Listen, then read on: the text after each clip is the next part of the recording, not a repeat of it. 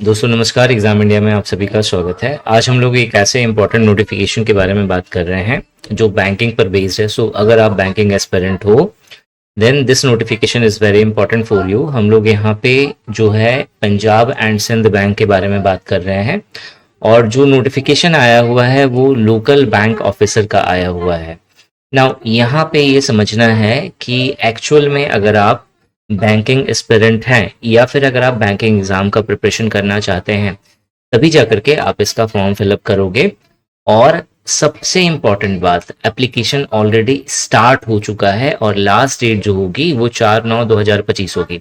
मतलब जो आपको अप्लाई करना है वो 4/9/2025 से पहले अप्लाई करना है। ऑनलाइन जो एग्जाम होने वाला है इसका वो अक्टूबर 2025 में होने वाला है, बट अभी इसका डेट फिक्स नहीं हुआ है। जैसे ही इसका डेट फिक्स हो जाएगा मैं आपको दोबारा से बता दूंगा, इन्फॉर्म कर दूंगा। मेक श्योर आपने चैनल को सब्सक्राइब करा हो, ठीक है।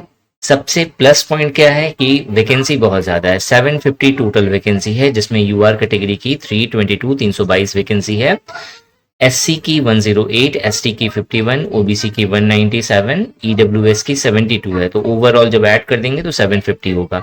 अभी यहाँ पे हॉरिजॉन्टल रिजर्वेशन है, ठीक है। यहाँ पे मेंशन है हॉरिजॉन्टल रिजर्वेशन का मतलब होता है हर कैटेगरी में कुछ रिजर्वेशन पहले से फिक्स करना, वो चीज, ठीक है। नाउ अब अगर देखा जाए तो एलिजिबिलिटी क्राइटेरिया में आपका क्वेश्चन मार्क होगा कि एलिजिबिलिटी क्राइटेरिया क्या है, मैं एलिजिबल हूं या नहीं, ठीक है। तो अगर आप इंडियन सिटीजन हैं तो 100% आप एलिजिबल हैं। इसके अलावा कुछ और क्लॉज मेंशन है, जैसे अगर आप नेपाल के नागरिक हैं, भूटान के नागरिक हैं, तिब्बतियन रिफ्यूजी हैं, तो उस समय यहाँ पे कुछ सब्जेक्ट्स मेंशन है कि आपके पास ये सारी चीजें होनी चाहिए, ये सारे डॉक्यूमेंटेशन होने चाहिए, then only you can apply for this, ठीक है।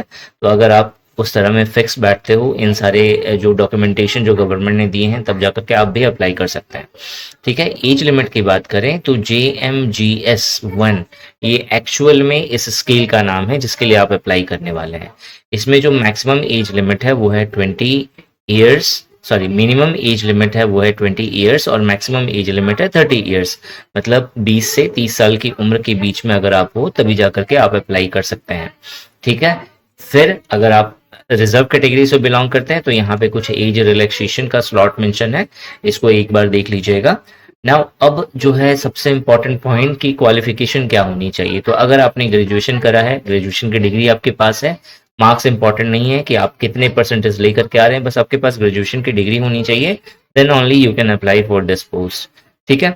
नाउ एक और इम्पॉर्टेंट क्राइटेरिया होता है कि एक्चुअल में भैया मिलेगा कितना, सैलरी कितनी मिलेगी, क्योंकि घूम फिर के वहीं पे सारा कांटा अटक जाता है कि भाई कितना कमाते हो, ठीक है। तो अगर यहाँ पे देखा जाए तो जो सैलरी है यहाँ पे, ठीक है, उसका जो स्केल है, पे स्केल या पे लेवल जो मेंशन करा गया 48,480 से लेकर के 85,920 रुपए तक मेंशन करा गया है। तो अगर बेसिक पे अगर 48,480 है और इसमें बहुत तरह के अलाउंस हैं, अगर आप इन्हें ऐड कर दोगे तो अप्रोक्सीमेटली 60 to 65,000 के आसपास आपको पर मंथ सैलरी यहाँ पे मिलने वाली है, ठीक है। अब जो बैंक एग्जाम में ज्यादातर होता है कि आपको एक बॉन्ड साइन करवाया जाता है, तो यहाँ पे 3 साल का बॉन्ड है। अगर आप 3 साल से पहले अगर आप रेजिग्नेशन देते हो अपना या काम छोड़ के चले जाते हो तो उस केस में आपको कुछ पेनल्टी देना पड़ेगा, कुछ रुपीस पे करना पड़ेगा। और 6 मंथ का प्रोबेशन पीरियड है, मतलब जैसे ही आपका सिलेक्शन हो गया तो उसके 6 महीने तक आपको प्रोबेशन पीरियड पे टेम्पररी बेसिस पे रखा जाएगा और 6 महीने के बाद आपकी जॉब परमानेंट होगी, ठीक है। क्लियर हो गया सारी चीजें। मोस्टली बैंकिंग एग्जाम में यही सारी चीजें होती है। Now come to the main point and this is selection process, ये एक्चुअल में सिलेक्शन कैसे होना है। तो यहाँ पे 6 स्टेजेस है सिलेक्शन के, जिसमें सबसे पहला है रिटन टेस्ट। जब आप रिटन टेस्ट क्वालिफाई कर लोगे तो आपका स्क्रीनिंग टेस्ट होगा। स्क्रीनिंग टेस्ट के बाद जो है पर्सनल इंटरव्यू होगा, देन फाइनल मेरिट लिस्ट बनेगा और उसके बाद जो है जिस लोकल लैंग्वेज में आपका, मतलब जिस एरिया के लिए आप अप्लाई करना चाहते हैं, ठीक है, उसके लोकल लैंग्वेज में आपकी प्रोफिशिएंसी चेक करी जाएगी और उसके बाद आपका फाइनल सिलेक्शन होगा, ठीक है। तो 6 स्टेजेस हैं जिसमें जो सबसे इंपॉर्टेंट है वो है रिटन टेस्ट। तो रिटन टेस्ट के बारे में जान लेते हैं थोड़ा। तो अगर देखा जाए तो यहाँ पे 4 सेक्शन है। एक है इंग्लिश लैंग्वेज का, दूसरा बैंकिंग नॉलेज का, तीसरा जनरल अवेयरनेस या इकोनॉमी का, देन कंप्यूटर एप्टीट्यूड का। हर एक सेक्शन से जो क्वेश्चंस पूछे जाएंगे, जैसे इंग्लिश से 30 क्वेश्चंस होगा, बैंकिंग नॉलेज से 40 क्वेश्चन है, जनरल अवेयरनेस एंड इकोनॉमी से 30 क्वेश्चंस पूछा जाएगा, कंप्यूटर एप्टीट्यूड से 20 क्वेश्चंस पूछा जाएगा। तो ओवरऑल 120 क्वेश्चन होगा, हर क्वेश्चन 1 नंबर का होने वाला है, यानी कि 120 क्वेश्चन 120 मार्क्स के होंगे। ठीक है, इसमें इंग्लिश जो है आपका इंग्लिश में होगा, बाकी सारे इंग्लिश और हिंदी दोनों लैंग्वेजेस में रहने वाले हैं।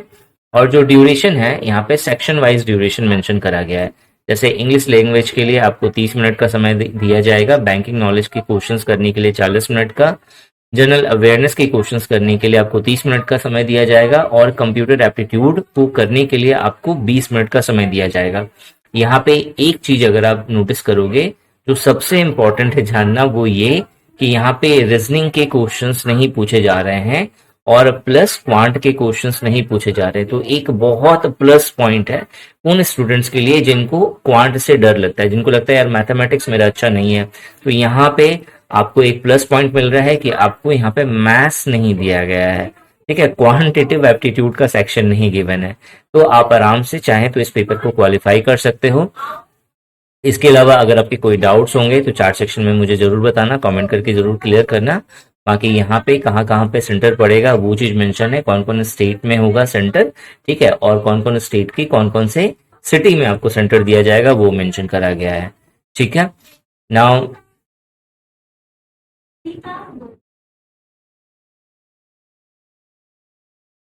ओके, सो अगर आप अप्लाई करना चाहते हो तो एप्लीकेशन फी कितनी है ये समझना जरूरी है। तो अगर आप SC ST या PWD कैंडिडेट है तो 100 रुपीज प्लस एप्लीकेबल जो टैक्सेस होगा वो, एंड पेमेंट गेटवे चार्जेस मतलब 150 या 200 के आसपास बनेगा, वो आपको पे करना पड़ेगा। अगर आप जनरल EWS या OBC से बिलोंग करते हैं तो 850 प्लस जो एप्लीकेबल टैक्सेस होगा और पेमेंट गेटवे चार्जेस हैं वो आपको पे करना पड़ेगा। ठीक है, तो यहाँ पे आपका पूरा प्रोसेस हो गया है। अगर आप अप्लाई करना चाहते हैं तो this is the official site, यहाँ पे जाकर के आप आज से ही अप्लाई कर सकते हो। ठीक है, तो इस वीडियो में ही था। ऐसे ही इंपॉर्टेंट वीडियो के लिए इस चैनल को जरूर सब्सक्राइब करना, एंड और बहुत ही मिनिमम प्राइस पे अगर आप चाहते हैं बेस्ट अपना प्रिपरेशन करना तो निशांत ई अकेडमी का एप्लीकेशन प्ले स्टोर से जरूर डाउनलोड कर लीजिएगा। Thanks for watching this video and wish you good luck for your paper.